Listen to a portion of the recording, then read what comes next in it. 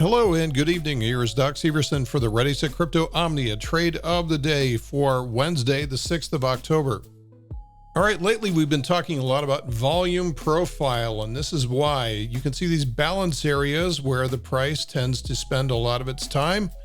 And you can also see these valleys in here where the price tends to fill these valleys up and tends to go very quickly through these valleys.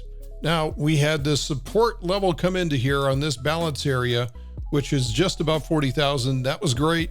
And then it bounced off of the next balance area. And today is just blowing through this next valley at about 53,000. So one of the things I've been telling you guys lately is normally when we get to the valley, we fill up the valley very quickly and then we slow down once we get to the next balance area. So that's what I'm expecting.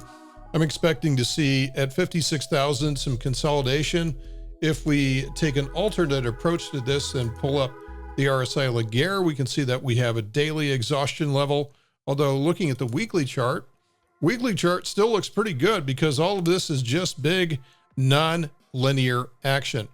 And it looks even better if we go out to the monthly chart and see what's going on here. We see the monthly chart ripping higher in terms of energy. So this is almost up to the level that it was before we got this big move here.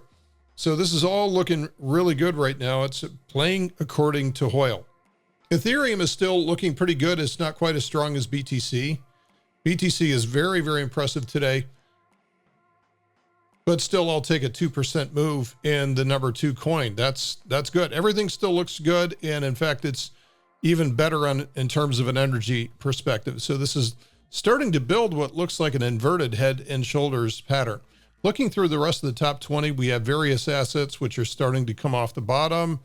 And the more that they are closer to the bottom, the stronger they are going to be. But by far today, the biggest asset that is just mooning like crazy is Shiba.